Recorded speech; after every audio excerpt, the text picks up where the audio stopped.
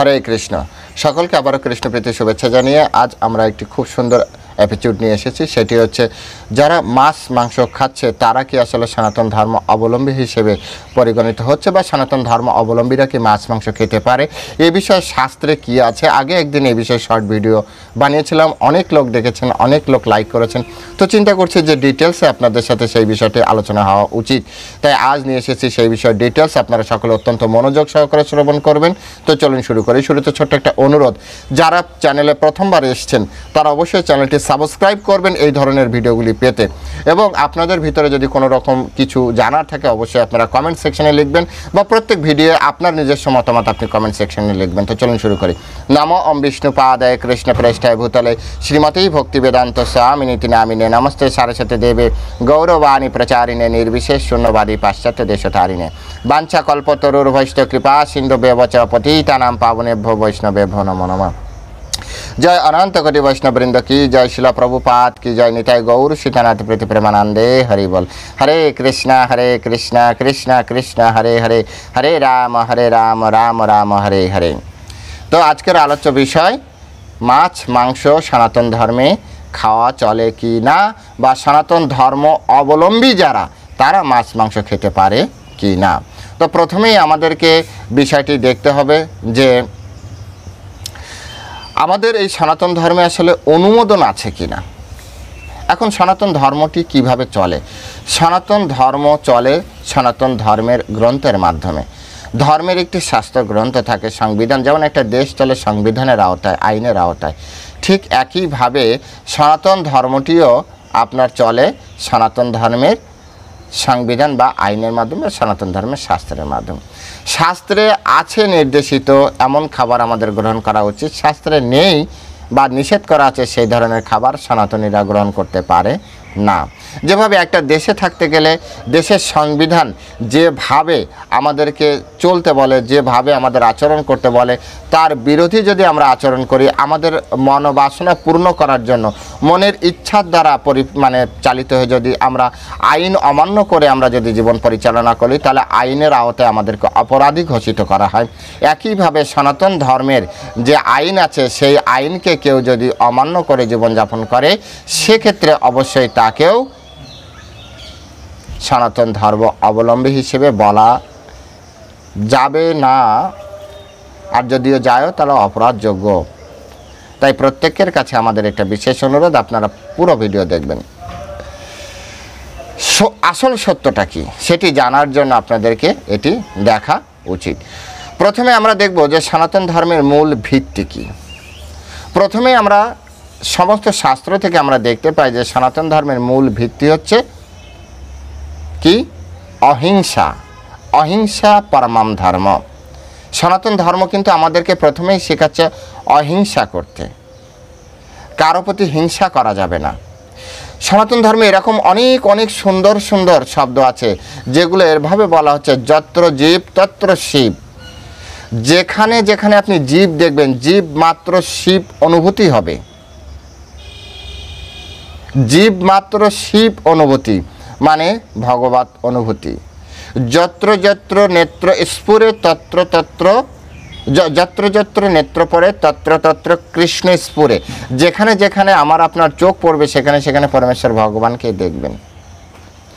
বাসুদেব কুটুম্বকম, অর্থাৎ বাসুদেব কৃষ্ণই হচ্ছেন আমাদের পরম পিতা, তাকে উদ্দেশ্য করে আমরা সবাই হচ্ছে পরমেশ্বর ভগবানের সন্তান। এই সকল শব্দ দ্বারা আমরা বুঝতে পারি যে আসলে আমাদের সকলেই আমরা ভাই বোন আত্মীয় স্বজন, আমরা কাউকে কষ্ট দিতে পারি না। তাই সনাতন ধর্মের মূল শিক্ষা হচ্ছে কায় মনোবাক্যে কাউকে কষ্ট দেওয়া চলবে না। এটি হচ্ছে সনাতন ধর্মের মূল শিক্ষা, অহিংসা। হিংসা করা সনাতন ধর্মের নীতির বাইরে। সুতরাং আপনি প্রথমে এটা স্পষ্ট হয়ে গেল যে না, এভাবে চলতে পারবেন না। তাহলে আমরা প্রথমে দেখব মনুস্মৃতিতে কি আছে অহিংসা সম্পর্কে। মনুস্মৃতি আপনাদেরকে শাস্ত্র গ্রন্থ থেকে আমি স্পষ্ট করে দেখানোর চেষ্টা করছি, যেখানে স্পষ্টভাবে বলা আছে, এটা পঞ্চম অধ্যায় আছে 45, তারপর আপনার 46, 47, 48 শ্লোকগুলি আপনারা আছে। আমি কয়েকটা শ্লোক আপনাদেরকে দেখাচ্ছি। সেখানে প্রথমেই বলা হচ্ছে, য অহিংসকানি ভূতানি হীনস্তন সুখম ইচ্ছয়া স জীবাংশ চ মৃত সচৈব ন কশ্চিৎ সুখম মেধতে। তো এটা সংস্কৃত শব্দ, এর বাংলা এভাবে এর হিন্দিটাই এখানে আছে। এটা হচ্ছে পুরোটা হচ্ছে হিন্দি এবং সংস্কৃত আপনারা দেখতে পাচ্ছেন। तो जो मनुष्य अहिंसक जीवों को अपने सुख की इच्छा से मारता है, वह जीता हुआ और मरता हुआ भी कहीं भी सुख से समृद्ध नहीं होता है। अर्थात बांग्लाয় যদি বলা হয় যে জীব অহিংসক, সাধারণত জীবদেরকে অহিংসক বলা হচ্ছে, তারা জীব কাউকে হিংসা করে না। হ্যাঁ, তো সেই অহিংসক জীবদের কেউ যদি হত্যা করে, হ্যাঁ, নিজের সুখ বর্ধনের জন্য নিজের ইচ্ছা অনুসারে তাদেরকে হত্যা করে, তাহলে সেই ক্ষেত্রে সেই জীব যে হত্যাকারী সে জীবিত অবস্থায় অথবা মৃত্যুর পরে কোনো দিনই সমৃদ্ধ সুখ সে সমৃদ্ধ নেই, মানে জীবনে কখনো সুখ থাকবে না। কত বড় গুরুত্বপূর্ণ একটি বিষয়, এটা মনুস্মৃতিতে বলেছে। আর মনুস্মৃতি প্রজাপতি মনু আমাদেরকে দিয়েছে। আমাদের এই কারণে মানব বলা হয়, কারণ আমরা মনুর পুত্র। ভগবান শ্রীকৃষ্ণ প্রথম জ্ঞান সূর্যদেবকে দিয়েছিল, সূর্যদেব মানবের প্রথম পিতা মনুকে দিয়েছিলেন, সেই মনু এই মনুস্মৃতি দিয়েছেন। মনুসংহিতা যেটাকে বলা হয়, হিন্দিতে বা সংস্কৃতিতে মনুস্মৃতি বলা হয়, বাংলায় মনুসংহিতা বলা হয়। সেখানে আরও স্পষ্ট করে বলা হচ্ছে, ন অকৃত্য প্রাণিনাম হিংসা মাংসম সমুৎপত্তিতে কশ্চিৎ ন চ প্রাণী বদ্বাহ স্বর্গঃ तस्मत् मांसम विवर्जयत। बोलছে प्राणियों को हिंसा किए बिना कहीं भी मांस उत्पन्न नहीं होता। प्राणियों को हिंसा स्वर्ग प्राप्त करने में सहायक नहीं है, उस कारण से मांस को वर्जित करे। আর কত স্পষ্ট উদাহরণ চান? আপনি সনাতন ধর্ম অবলম্বী হিসেবে নিজেকে বলতে চান, তো সনাতন ধর্মের এই শাস্ত্রগ্রন্থ মানবেন না তো কিসের? আপনি যদি ভারতীয় বলেন তো ভারতের সংবিধান মানবেন না? আপনি আমেরিকার সংবিধান অনুযায়ী চলবেন, আপনি পাকিস্তানের সংবিধান অনুযায়ী চলবেন, চীনের সংবিধান অনুযায়ী চলবেন। যে দেশে থাকবেন সেই দেশের সংবিধান অনুযায়ী চলতে হবে। ঠিক যে ধর্মে আপনি বিলংস করছেন, যে ধর্মে আপনি থাকছেন, সেই ধর্মের যে শাস্ত্রগ্রন্থ, সেই শাস্ত্রগ্রন্থের আলোকে আপনাকে জীবনযাপন করতে হবে। এখানে মনুস্মৃতি, সর্বজন স্বীকৃত মনুস্মৃতি, সেই মনুস্মৃতিতে স্পষ্ট করে বলা রয়েছে। সেখানে কি বলা রয়েছে? বলা রয়েছে যে প্রাণীও কো হিংসা বিনা, আপনি কাউকে হিংসা না করে ভালোবেসে কারোর গলায় ছুরি চালানো যায় না, এটা সহজ নয়। চালিয়ে দেখান আপনার আত্মীয় স্বজন, বন্ধু বান্ধব, স্ত্রী পুত্র পরিজন সন্তানাদের উপরে ছুরি চালিয়ে দেখান, এটা সম্ভবই না। বিনা হিংসা কারো উপরে অস্ত্র পরিচালনা করা যায় না, বিনা ক্রোধ কারো উপরে অস্ত্র চালনা করা যায় না। তো এখানে বলছে প্রাণীও কো হিংসা কিয়ে বিনা কভি ভি মাংস উৎপন্ন নেই হতে। যদি মাংস তৈরি করতে হয় তাহলে অন্য প্রাণীর প্রতি হিংসা অবশ্যই করতে হবে, হিংসা অবশ্যই করতে হবে, তাকে আপনাকে পর ভাবতেই হবে। তা নাহলে তো নিজের ছেলে মেয়েকে মানুষ কেটে খেয়ে ফেলতো। নিজের ছেলে মেয়ে আপন, অপরের ছেলে মেয়ে পর, এই ভেদ বুদ্ধির মাধ্যমেই অপরের সন্তানকে হত্যা করা হয়, হিংসা করা হচ্ছে। এটাকে বলা হিংসা করা, যে নিজেরটা নিজের, বাকিটা সব তা পরের, ছাড়ো ছাড়ো, মেরে ফেলো ওদেরকে, নিজে বাঁচলে বাপের নামে, এইসব বিভিন্ন ধরনের মন্তব্য করে। তো এখানে বলছে যে এই ধরনের, আর এর ফলে কি হয়? प्राणियों को हिंसा स्वर्ग प्राप्त करने में सहायक नहीं है। প্রাণীদের প্রতি এই যে হিংসা, এই হিংসা করলে এটা স্বর্গ প্রাপ্তির সহায়ক না। তো এই মনুষ্য জীবনের কি মূল্য আছে যদি আপনি মনুষ্য জীবনে পরে স্বর্গে না যেয়ে নরকে যান? হ্যাঁ, এখানে একটি বিষয় কিন্তু আমি বলে দিই, যারা স্বর্গ নরক বিশ্বাস করেন না, ধর্মে বিশ্বাস করেন না ভাই, তাদের জন্য এই ভিডিওই না। আপনি যা ইচ্ছা তাই করেন। যারা ধর্ম মানেন না, সনাতন ধর্ম মানেন না ভাই, আমি তাদেরকে বলছি না। এই ধরনের ভিডিও হাজার বিপরীত কমেন্ট আছে, আপনি করতে পারেন, কিন্তু যারা সনাতন ধর্ম মানেন না তাদের জন্য এই ভিডিওই নয়, ভালো হয় যতক্ষণ শুনেছেন আপনি এই পর্যন্তই স্কিপ করে চলে যান, এরপরে আরও শুনতে হবে না, আরও অনেক কঠিন কঠিন কথা আসবে। কিন্তু যারা ধর্ম মানেন, ধর্ম জানেন, ধর্ম জানতে আগ্রহ করেন, ধর্মের গভীর তত্ত্ব হৃদয়ঙ্গম করতে চান, তাদের জন্য এই আজকের ভিডিও এই কারণে করা হচ্ছে যাতে অনেকে না জানার ফলে যে ভুল করে, জেনে শুনে কমসে কম তো ভুল করবে না, সেই জন্য শাস্ত্র আপনাদেরকে জানানো। এই চ্যানেলের উদ্দেশ্যই একটা, শাস্ত্রকে অ্যাজ ইট ইজ আপনাদেরকে জানানো। সিদ্ধান্ত তো আপনি নেবেন, সিদ্ধান্ত তো থোড়ি আমি দিব। জীবন আপনার, কর্ম আপনার, বুদ্ধিও আপনার, তাই সিদ্ধান্তও আপনার, কারণ কর্মফল তো আপনাকে ভোগ করতে হবে। আমার বা আমাদের মতো ব্যক্তিদের কাজ কি শাস্ত্রকে আপনার আমার সামনে উপস্থাপন করা, এছাড়া আর কিছু না। তো সেখানে এরকমভাবে বলা হচ্ছে উস কারণ সে মাংস কো বর্জিত করে, এই কারণে মাংসকে সবসময়, মাংসকে সবসময় বর্জন করুন। বলেন প্রভু আবার মাছ লাগালেন কেন? মাংসের কথা আছে, মাছের কথা তো নেই। মাছ প্রাণীর মাংস, প্রাণী হিংসা ওখানেও রয়েছে, সুতরাং মাংস। বলবেন আলু পটলে রয়েছে, হ্যাঁ এটা সত্য, আলু পটলেও রয়েছে, কিন্তু আলু পটলের ক্ষেত্রে ভগবান তো ভগবদ্গীতায় বলে দিয়েছে পত্রম পুষ্পম ফলম তুবাম, সেখানে তো মাংসম দেয়নি, অমেধ্যম স্পৃষ্ট এগুলো তো দেয়নি, এসব শব্দ ব্যবহার করেনি, সুতরাং আপনি দিতে পারবেন না। যেভাবে ভগবান বলেছে সেইভাবে করতে হবে। আরেকটি শ্লোকে ভগবান বলছে, সেখানে বলছে সমৎপত্তিম চ মাংসস্য বন্ধৌ চ দেহিনাম প্রশমিক্ষ নিবর্তিত সর্ব মাংসস্য ভক্ষণাৎ। বলছে मांस की उत्पत्ति की तथा प्राणियों को बध माने हिंसा की और बंधन को विवेकपूर्ण दृष्टि से देखकर सभी प्रकार की मांसों को भक्षण से निवृत्त होए।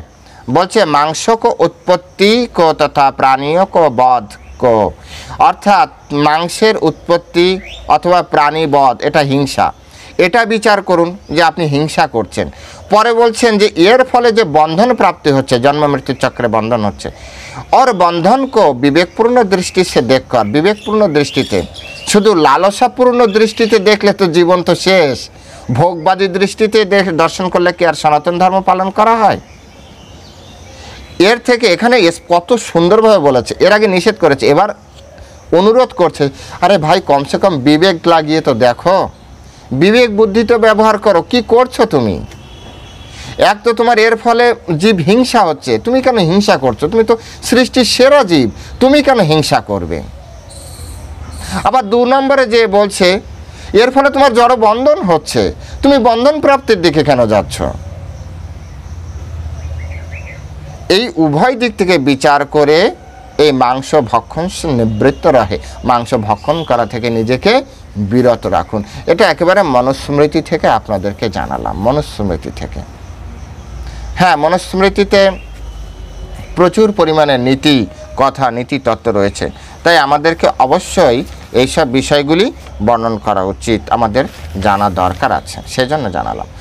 শ্রীমদ্ ভাগবত গীতায় স্পষ্ট করে 16 অধ্যায় পড়বেন, সেখানে বলা হচ্ছে অহিংসা সত্যম অক্রোধ। একজন ভক্তের বা একজন সভ্য মানুষের তার যে গুণাগুণ সেখানে বর্ণনা করতে যে ভগবান বলছেন অহিংসা, প্রথম বলেন অহিংসা। এই মনুস্মৃতিতে সেম কথা বলেছে, অহিংসা, অহিংসক হতে হবে, অহিংসা পরম ধর্ম। কারো প্রতি আপনি হিংসা করতে পারবেন না। হৃদয়ে কোনো জীবের প্রতি জীব হিংসা এসেছে তো মনে করেন যে আপনি মনুষ্য পদবাচ্য হলেন না। ক্ষমা হি পরমাম ধর্ম, ক্ষমাই পরম ধর্ম। যার হৃদয়ে ক্ষমা আছে সে তো যে হিংসা করতে পারবে না। প্রেম যার হৃদয়ে আছে, এগুলো বুঝুন, কৃপা করে বুঝুন। অহিংসা সত্যম, সত্য ত্যাগ করা যায় না, সত্য বস্তু ত্যাগ করা যায় না, সত্য শাস্ত্র ত্যাগ করা যায় না। কত সুন্দর মন্তব্য এখানে, এগুলো সব ভক্তের লক্ষণ, সৎ মানুষের লক্ষণ। তারপর হচ্ছে অক্রোধ, ক্রোধ করা যাবে না। আপনি ক্রোধ ছাড়া কাউকে হত্যা করতে পারবেন, কাউকে আঘাত করতে পারবেন, সহজ নাকি এটা? ক্রোধের বিপরীত প্রেম, প্রেমের বিপরীতে ক্রোধ। যদি কাউকে হত্যা করতে হয় সেই মুহূর্তে প্রেম থাকে না। বলবেন কত লোককে দেখলাম আনন্দ করতে করতে হাসতে হাসতে তারপরে কেটে দিল মানুষের গলা, জীবের গলা কেটে দিল। ভাই সত্যি বলছি, ওই সময় ওই জীবের প্রতি কোনো ভালোবাসা দেখায়নি। ভালোবাসা তো সে অন্য তার স্বজাতীয় ব্যক্তিদের প্রতি দর্শন করিয়েছে। ওই জীবের প্রতি কোনো প্রেম ছিল না। প্রেম দিয়ে কখনো আঘাত করা যায় না। হৃদয়ে প্রেম থাকলে ওই ব্যক্তির উপরে কখনো আঘাত করা যায় না। সেই ব্যক্তি বলেন বা বস্তু বলেন বা কোনো কিছু হয় না, এটি সম্ভব নয়। যখন প্রেম আছে তখন আঘাত আসতেই পারে না। বিচার করুন। এই জন্য মনুস্মৃতিতে বলেছে বিবেক দ্বারা বিচার করুন। আপনার তো বিবেক আছে, সেই বিবেক দ্বারা একবার বিচার করে দেখুন। তারপরে বলা হচ্ছে, এবার আমরা একটি বিষয় নিয়ে আলোচনা করব। প্রশ্ন ওঠে, তাহলে আমাদের অতীতে যে পশু বলি হতো, বিভিন্ন ধরনের পশু বলি হতো, তো সেই ক্ষেত্রে চাণক্য পণ্ডিত বলছে যে যজ্ঞার্থে পশু হিংসা, ধর্মার্থে ধর্ম হইতে পারে, ভোগার্থে নয়। যজ্ঞের নিমিত্তে পশু বলি সেটা ধর্ম হতে পারে, কিন্তু ভোগার্থে আপনি কেটে খাবেন, এটা তো ভোগ করা, সেই অর্থে ওখানে ব্যবহার করা হয়নি। ভোগ করার জন্য তো পশু বলি ওখানেও দেওয়া হতো না, যজ্ঞের নিমিত্তে দেওয়া হয়েছে। আর সেই যজ্ঞ এতটা পাওয়ারফুল ব্রাহ্মণ ছিলেন যে তারা ওই জীবকে হত্যা করার পরে সাথে সাথে যজ্ঞকুণ্ড থেকে নূতন বডি তৈরি করে বিনা কষ্টে ওই আত্মাকে ওই বডির ভিতরে প্রবেশ করাতে পারতেন। বলবেন এটা একেবারে মানে আপনি একটু বেশি বলে ফেললেন প্রভুজি। না জানলে তো বেশিই মনে হবে। দ্রৌপদীর জন্ম কোথা থেকে হয়েছিল? কোন মায়ের পেট থেকে হয়েছিল? অগ্নিমাতার পেট থেকে হয়েছিল, যজ্ঞমাতার পেট থেকে হয়েছিল। সে যে মানে যজ্ঞেশ্বরী, যজ্ঞসিনী বলা হয়, মানে অগ্নিকুণ্ড থেকে উঠে এসেছিল। দৃষ্টদ্যুম্না কোথা থেকে উঠে এসেছিল? যজ্ঞ থেকে চলে এসেছে। এরকম তাদের ওই সময়কার মুনি ঋষিদের ওই ক্ষমতা ছিল, তারা যজ্ঞের মাধ্যমে শরীর তৈরি করতে পারত। বিচার করুন। ঠিক তেমনি যজ্ঞের নিমিত্তে একটা শরীরকে হত্যা করেছে, আত্মাকে আরেকটা শরীর উৎপন্ন করে তার ভিতরে ফিট করেছে। তাদের সেই ক্ষমতা আছে, কিন্তু কলিযুগের সেই ধরনের ব্রাহ্মণ বা সেই ধরনের মন্ত্র উচ্চারণ বা সেই যজ্ঞ করার যে ক্ষমতা, সেই ক্ষমতা নেই। ফলে কি হয়েছে, শ্রীমদ্ ভাগবতে বলছে দাপরে পরিচারিয়ম কলৌ তথা হরিকীর্তনাথ। অর্থাৎ সত্য যুগে যা করা হতো, ত্রেতা যুগে যা করা হতো, দাপর যুগে যা করা হতো, পুরো শ্লোকটা এইরকমই। এখানে শুধু একটা লাইন আছে। কলিযুগে তা শুধু হরিনাম সংকীর্তন যজ্ঞের মাধ্যমেই হয়। কলিযুগে আপনার তো দরকারই নেই এইসব কিছু করার। আর কলিযুগে 5টা জিনিস বন্ধ করা আছে। যদি আপনি শাস্ত্রের কথাই বলেন, যে শাস্ত্রে রয়েছে, বেদে রয়েছে অশ্বমেধ যজ্ঞ, গোমেধ যজ্ঞ, পশু যজ্ঞ, পশু হত্যা যজ্ঞ রয়েছে, ঠিক একইভাবে শাস্ত্রে তো আছে অশ্বমেধম গবালম্বম পলৈ পত্রিকাম, হ্যাঁ, দেবরণ শতোৎপত্তি কলৌ পঞ্চ বিবর্জয়েত। কলিযুগে 5টা জিনিস বন্ধ করা আছে। কি কি? 1 হচ্ছে অশ্বমেধ যজ্ঞ, 2 হচ্ছে গোমেধ যজ্ঞ, 3 হচ্ছে আপনার পিতৃকার্যে মাছ মাংস প্রদান করা। তারপরে 4 নম্বর হচ্ছে দেবরণ শতোৎপত্তি, অর্থাৎ দেবরের দ্বারা সন্তান তৈরি করা, অর্থাৎ ভাই বোর গর্ভে সন্তান তৈরি করবে, এইরকম ধরনের নিয়ম আগে ছিল, এখন নেই। আরেকটা হচ্ছে কি যেন আছে, একটা ভুলে যাচ্ছে। 5টা জিনিসটা এমনি বন্ধ করা আছে। সেক্ষেত্রে পশু হত্যা বন্ধ করা আছে। যে যুগে ছিল সেই যুগে ছিল, যে যুগে নেই সেই যুগে আপনি করবেন কেন? খুবই স্পষ্ট। এখানে আপনার অনেক বেশি চিন্তা বা অনেক বেশি বিচার করার কোনো প্রশ্নই ওঠে না, যে আপনাকে অনেক মাথা খাটাতে হবে, সেরকম কোনো তো দরকার নেই। সেই শ্লোকটাই যে পেয়েছি, অশ্বমেধম গবালম্বম সন্ন্যাসম সন্ন্যাসটা মিচিং গিয়েছে। সন্ন্যাস গ্রহণ এটা নিষিদ্ধ হচ্ছে। 5টা জিনিস। তাহলে কি হলো? অশ্বমেধ যজ্ঞ, গোমেধ যজ্ঞ, সন্ন্যাস, আর হচ্ছে পিতৃকার্যে মাছ মাংস প্রদান করা, আর হচ্ছে দেবরের দ্বারা সন্তান উৎপন্ন করা। এই 5টা জিনিস কলিযুগে নিষিদ্ধ। সুতরাং আপনি এটাও মেনে নিন, ওই শাস্ত্রকে মেনে নিয়েছেন, তো এই শাস্ত্রকেও মেনে নিন। না না আমি ওটা মানবো, তার মানে আপনার মাংস খাওয়ার ইচ্ছা। শাস্ত্র মানলে উভয় মানতে হবে। ভগবান তো জানে যে কলিযুগে সেই ধরনের ব্রাহ্মণ পাওয়া যাবে না, সেই ধরনের সত্যিকারের সব কিছু থেকে বঞ্চিত থাকবে, সুতরাং এখানে সম্ভব না, তাই এটাকে বর্জন করা হয়েছে।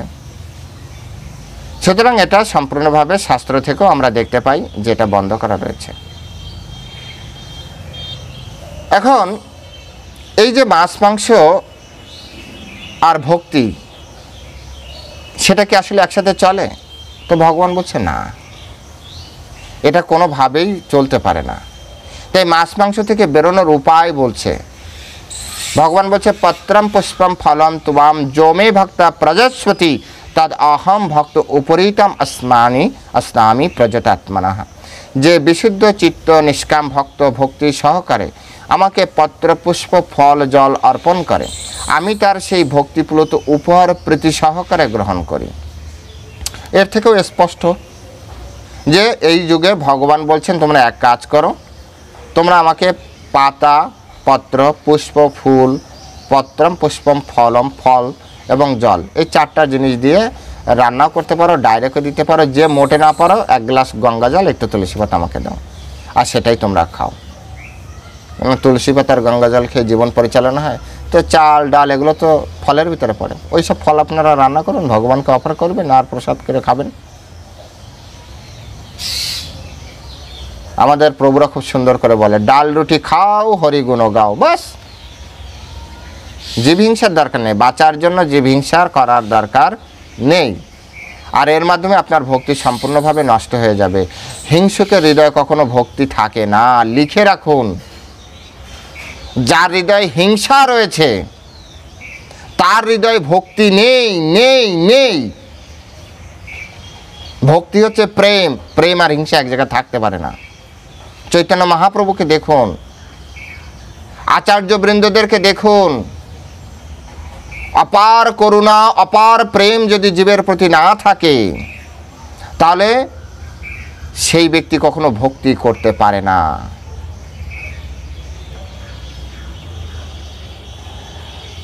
এখন আমরা দেখব যে মাছ মাংস খেলে কি হয়। তো এর আগেও আমরা সেই বিষয়টা নিয়ে অল্প বিস্তর আলোচনা করেছি। বিভিন্ন শাস্ত্রে নরকের বর্ণনা দিতে যে বলা আছে যে মাছ মাংস খেলে অবশ্যই তাকে নরকে যে দুর্ভোগ প্রাপ্তি করতে হয়, এবং পরবর্তীতে যে প্রাণীকে যে হত্যা করছে, যতবার হত্যা করছে ততবার ওইসব যোনি ঘুরতে হয় বা ওইসব যোনিতে ভ্রমণ করতে হয়, ওইসব ওইসব মানে ওইসব জীব হয়ে জন্মগ্রহণ করতে হয়। আপনারা সেটা চান? গান্ধারীর কথা চিন্তা করুন। গান্ধারী তার পূর্ব জীবনে অর্থাৎ 51তম পূর্বের জীবনে 100টা প্রজাপতি অনেকে বলে, আসলে কচ্ছপের ডিম হবে, কচ্ছপের ডিম ভেঙে দিয়েছিল, তাই তার শত পুত্রের মৃত্যু দেখতে হয়েছে। আর সেই সকল পুত্র এক একজন মহান বলবান প্রচণ্ড পরাক্রমী, শত হস্তির বল ছিল তাদের গায়ে, তাদেরকে মৃত্যু তারা চোখের সামনে ছটফট করে মরেছে। ডিম 100টা ডিম ভাঙার ফলে তার এত ইয়ে হয়েছে। আর আমরা আমাদের সন্তানদেরকে নিজেও ডিম ভেঙে খাচ্ছি, আবার নিজের সন্তানকেও। একবার বিবেক দ্বারা বিচার করুন কি হবে এর ফল। তাই এর ফল অবশ্যই খারাপ হবে, হ্যাঁ, নিজেকেও কষ্ট ভোগ করতে হবে। তাই চাণক্য পণ্ডিত বলছে যথা কর্ম তথা ফলম। যেমন কর্ম, বাংলা যদি বলেন এই শব্দটা, যেমন কর্ম করবেন তেমনই ফল পাবেন। যেভাবে আপনি যা কর্ম করবেন তার ফল আপনার জীবনে সেইভাবে ফিরে আসবে। তাই ভোগের উদ্দেশ্যে প্রাণী হত্যা করলে পরের জীবনে অবশ্যই ভোগ করতে হবে। কর্ম কখনো বৃথা যাবে না ফল প্রদান না করে, এটা আপনি লিখে রাখেন। এই সমগ্র ভিডিওর মাধ্যমে যদি কোনো কথা আপনার হৃদয় না দাঁড়ায়, কমসে কম একটা কথা আপনি আজকে হৃদয়ে দাঁড়ান, কর্ম ফল না দিয়ে যাবে না আপনার কাছ থেকে, কোনো না কোনো ফল আপনাকে দিয়েই যাবে। তাই কর্ম ভালো করার চেষ্টা করুন। আপনার সব কর্মের ফল তৈরি হচ্ছে, এমন না যে আমার ভালো প্রভু আমার ভালো কর্মের ফলগুলো তৈরি হচ্ছে, খারাপ কর্মের ফল আমি তো না এগুলো তৈরি হবে না। না প্রভুজি, ভালো কর্মের, ইভেন ভক্তদের ক্ষেত্রেও আপনার প্রত্যেকটা কর্মের ফল তৈরি হচ্ছে। একবারও চিন্তা করবেন না যে না আমি তো ভক্ত হয়েছি, আমার এই কর্মের ফল তৈরি হচ্ছে না। ভগবান তো বলেছে, হ্যাঁ, মৎস্যের স্বামী মা সূচ ভগবান মুক্তি দেবে, কিন্তু তার আগে বলেছে পাপ থেকে মুক্তি দেবে, অপরাধ থেকে মুক্তি দেবে না। পাপ আর অপরাধের ভিতরে পার্থক্য আছে। অপরাধ হচ্ছে জেনে করা, পাপ হচ্ছে না জেনে করা। জীব হিংসা অপরাধের ভিতরে পড়ে, পাপের ভিতরে পড়বে না। পাপের ভিতরে ততক্ষণ পড়বে যখন যার প্রবৃত্তি সে তো এটা জানে না, তার কাছে শাস্ত্রীয় তথ্য নেই। তাই নিজে পরবর্তী জীবনে পশু হওয়ার থেকে এই মাছ মাংস খাওয়া বন্ধ করুন। এটা সনাতন ধর্ম অবলম্বীদের খাবারই নয়। এখন কথা হচ্ছে যে তাহলে মাংস খাবো না, খাবো কি? সুস্বাদু খাবার। ইস্কন মন্দিরে আসুন, দেখুন ওখানে কত সুস্বাদু খাবার আছে। নিরামিষ খাবারের রেসিপির বই আছে, আসুন নিয়ে যাবেন। কিভাবে সুন্দর সুন্দর রান্না করতে হয় আপনি দেখলেই বুঝতে পারবেন। এখানে তো না বোঝার কিছু নেই, না জানার কিছু নেই, নূতন কোনো তথ্য নেই। এখানে সব কিছু সুন্দরভাবে অ্যারেঞ্জ করা রয়েছে, সেগুলো জানুন, বুঝুন আর নিজের জীবন পরিচালনা করুন। এখন আসেন যে মাছ মাংস খাওয়ার আসক্তি কিভাবে ত্যাগ করবেন। একটাই উপায়, আপনাকে প্রসাদ পেতে হবে। মাছ মাংস থেকে যদি আপনি নিজেকে মুক্ত করতে চান, ভগবদ গীতায় এই বিষয়ে বলা হচ্ছে রসবর্জম রসোপশ্য পরম দৃষ্টা নিবর্তাতে। যদি কেউ উন্নততর রস আস্বাদন করে তাহলে তার অনুন্নততর রসের প্রতি আসক্তি কমে। অর্থাৎ উন্নত রস আস্বাদনের ফলে অনুন্নততর রসের প্রতি আসক্তি কমে। যেমন ধরুন আপনার সামনে গরম অন্ন রয়েছে আর পান্তা ভাত রয়েছে, তো আপনি গরম অন্ন গ্রহণ করবেন। আপনার সামনে পনিরের সবজি রয়েছে আর ডাল সবজি রয়েছে, আপনি পনির গ্রহণ করবেন। মানে উন্নততর, মানুষের সবসময় চেতনা থাকে উন্নততর। তাই উন্নততর রস যদি গ্রহণ করেন তাহলে স্বভাবতই অনুন্নতর রসের প্রতি আকর্ষণ কমবে। এই জগতের সবথেকে উন্নততর খাবার হচ্ছে ভগবানের প্রসাদ। তাই অবশ্যই আপনারা ভগবানের প্রসাদ গ্রহণ করার চেষ্টা করুন। দেখবেন যে ধীরে ধীরে এই মাছ মাংসের প্রতি আসক্তি কম হতে থাকবে। ভগবদ্গীতা, শুদ্ধ ভগবদ্গীতা পাঠ করুন, তার মাধ্যমে আপনি তথ্য পাবেন। ভক্তের সাথে যোগাযোগ রক্ষা করুন, মোবাইল নাম্বার দেওয়া থাকছে, যদি কেউ চান যোগাযোগ করতে পারবেন। তর্ক করার জন্য না, যদি শাস্ত্রে জানার ইচ্ছা হয় তবে। প্রতিদিন হরিনাম সংকীর্তন করুন নিয়ম করে, প্রতিদিন দেখবেন যে ঠিক ভগবান আপনাকে রক্ষা করবে। এই তিনটি কাজ করুন। প্রথমে ভগবদ্গীতা পড়ুন, তারপরে হরিনাম জপ করুন, আর নিরামিষ খাবার ভগবানকে ভোগ লাগিয়ে প্রসাদ করে খান। আর 4 নম্বর এক্সট্রা যদি আপনি চান ভক্তদের সাথে যোগাযোগ রক্ষা করেন, 4 নম্বর এটা ইম্পর্টেন্ট খুব, ভক্তদের সাথে যোগাযোগ রক্ষা করলে সব কিছু হবে। লাস্টে যে আমরা বলবো যে সনাতন ধর্ম আমাদের শিক্ষা দিচ্ছে অহিংসা ধর্ম, ভক্তির পথ। এই ভক্তির পথ মানে হচ্ছে আমার পরবর্তী জীবন যাতে নষ্ট না হয়। তাই সব কিছু ওভারঅল চিন্তা করে আমাদের সনাতন ধর্ম অবলম্বীদের জন্য মাছ মাংস সম্পূর্ণভাবে বর্জন। যদি কেউ মাছ মাংস গ্রহণ করে তাহলে সে সনাতনই তো অবশ্যই, কিন্তু সনাতন, কারণ সনাতন মানে আত্মা তো আছে, কিন্তু সনাতন ধর্ম অবলম্বী নয়, এটা নিশ্চিত 100%। কারণ সনাতন ধর্মে আপনি নিয়ম মানবেন না, তো আপনি কিসের সনাতন ধর্ম অবলম্বী? এখন বলা যেতে পারে, অনেক কথা বলা যেতে পারে, শাস্ত্র যেভাবে আছে সেইভাবে বললাম। তাই সত্যি যদি ভগবানকে পেতে চান তাহলে ভগবানের প্রসাদ গ্রহণ করুন আর জীবন করুন ভক্তিময়। এটাই হচ্ছে আপনাদের কাছে বিশেষ অনুরোধ। সকলে ভালো থাকবেন। হরে কৃষ্ণ। জয় শিলা প্রভুপাদ কি জয়।